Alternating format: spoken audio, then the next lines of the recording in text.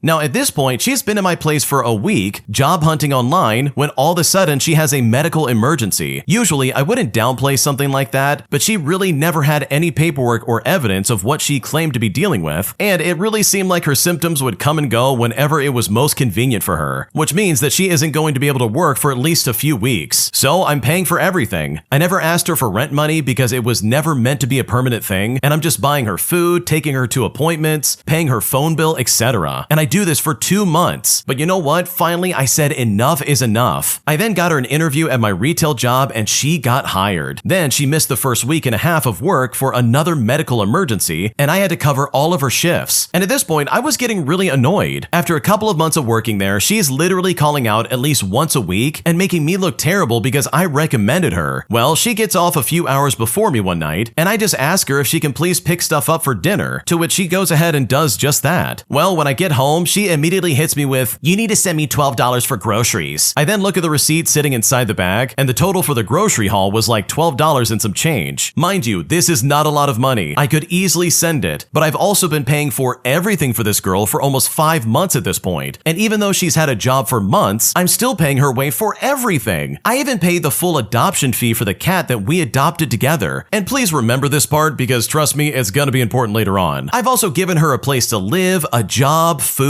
I've gotten her a cat, I've become her friend, I've given her morning coffees that I couldn't even afford, and now after all that, she's gonna ask me to cover the entire $12 dinner? Like girl, I was just completely over it. I told her I would send her $6 because that was half, and that she was also eating the food too. But when I said that, she began to moan and groan about how she was awful and absolutely ridiculous for expecting to get reimbursed, how she would never ask for anything ever again, and she's just the worst friend ever. And of course, she said this all in a sarcastic feel bad for me tone of voice. But you know what? I stood there and I said, "No, I don't think you understand. You are a leech." Well, when I said that, she immediately got up and tried to fight me. Luckily, I shoved her off and I got up to my room and I locked the door. I then listened as she packed all of her stuff and left, and she called a friend to come and get her because again, she had no car. When I went downstairs after she had left, I discovered that the cat that I had paid to adopt was gone. She literally stole my cat. I don't care that she's the one that found the cat. I paid for her and she's my baby. I've still never seen my poor kitty to this day, and it's been almost 5 years later. Well, it turns out that she ended up going to live with a friend who came to pick her up, who also lived with her boyfriend of nearly 3 years at the time. But within a month, that friend was homeless and Avery was still living in that apartment, dating the friend's boyfriend. They ended up getting engaged and moving to Florida before breaking it off from what I hear, and honestly, it's one of those situations where I can confidently say good riddance, because this lady was nothing but trouble.